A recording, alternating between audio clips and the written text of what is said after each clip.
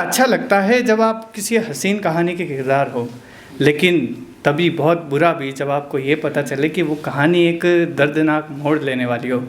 खैर, इस छोटी सी कहानी का किरदार में ठहरा शायर एक लिख देता था कुछ चंद पंक्तियाँ, अतिशयोक्ति भाव में अनेक।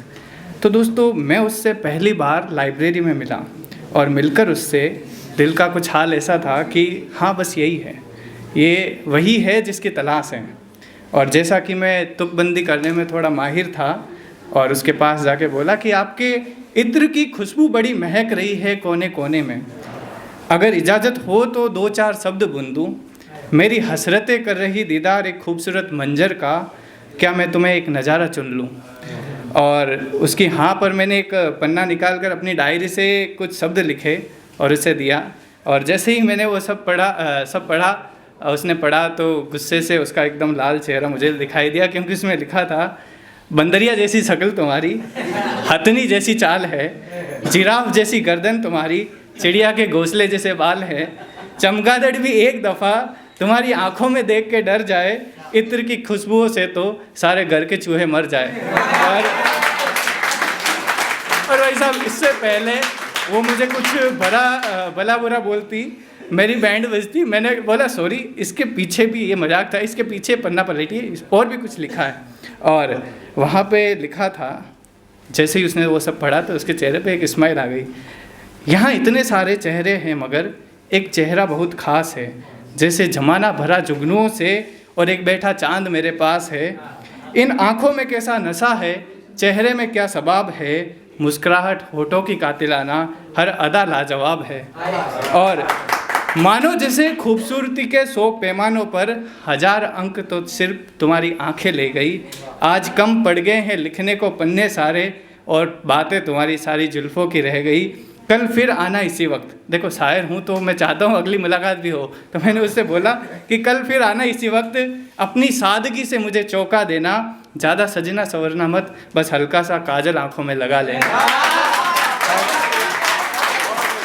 और भाई साहब, मेरी किस्मत का चांद हमेशा अमावस की तरह था, और उस दिन वो सूरज से भी तेज चमका, क्योंकि अगले दिन वो फिर हल्का सा काजल लगा के आंखों में बैठी थी सामने।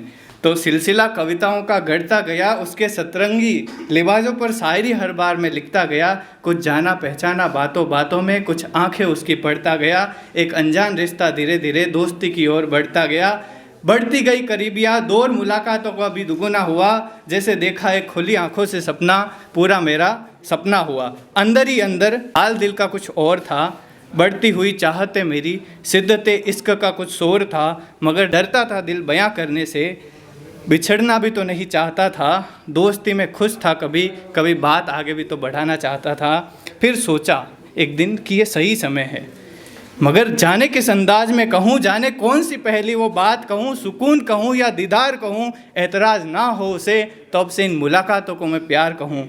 और बड़ी हिम्मत करके एक पन्ना उसके लिए लिखा मैंने, और ऐसा लिखा कि मैं उससे दोस्ती है वो भी बचा सकूँ अगर उसकी ना हो। लेकिन उसके अगले दिन वो लाइब्रेरी में नहीं आई और मैंने बहुत इंतज़ार किया, फिर भी वो नहीं आई। और कहीं उड़ती खबर से पता चला कि शायद एक हादसा हुआ और वो जल गई। सुनना आगे। आंसू छलक पड़े आंखों से मेरी, दिल छलनी छलनी दिल तार तार हुआ, उस पहर सिसक सिसक कर रोया मैं, जैसे खंजर सीने से पार हुआ। विरह वेदना और ये अधूरी मोहब्बत किस्मतों का खेल है, जहाँ सच्चा इश्क है वहाँ बस है दूरियाँ, ना कोई मेल है।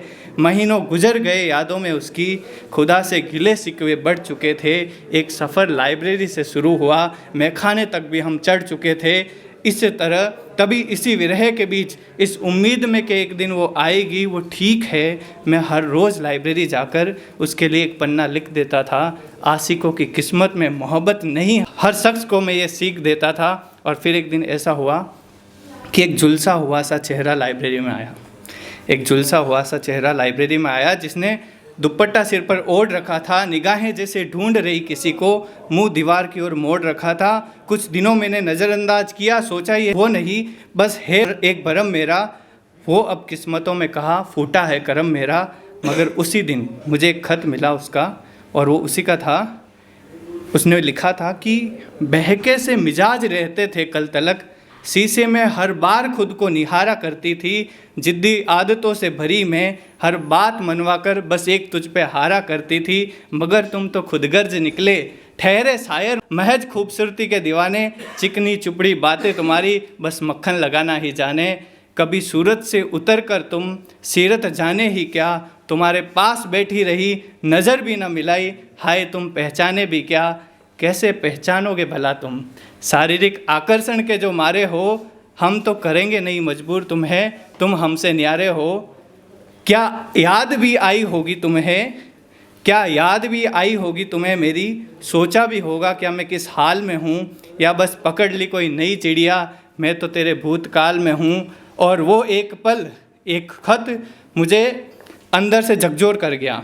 एक तरफ मैं खुश था उसे देखकर, और एक तरफ मुझे पूरी तरह भाव विभोर कर गया।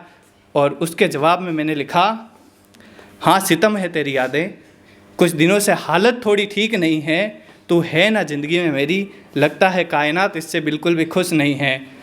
जब उसी ने चुना है तुझे, जब उसी ने मिलवाया है हम दोनों को, तो फिर क्यों जुदा हम दिल को न बताया दोनों को। आखिर क्यों होता है ऐसा जहन में जब भी तेरी बात आती है, मिलने बिछड़ने की वो बातें सारी हर दम हर वक्त तू अपने साथ लाती है। डराती है ये रातें मुझे, ये आगाह कुछ कर रही है, ये तमन्ना मेरी तुझे पाने की, मगर दूरियां भी तो बढ़ रही है। जाने कितना इंतज़ार किया उस दिन, सोचा आज इजहार करूँगा।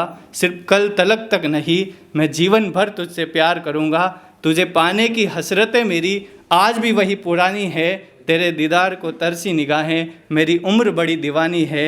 न लाया कर ख़यालात जहन में अब कोई, मुझे समझ मुझे स्वीकार कर, मैं करूँ बेइंतहा मोहब्बत तुझसे, तू भी तो मुझसे प्यार कर। और अच्छा एक चीज़ और बता दूँ, ये ना मुझे जब आज पता चला कि ये ओपन माइक है, सुबह 6:30 बजे उठकर ये सब मैंने लिखा था रास्ते में स्कूटी पर आते आते हैं। Thank you.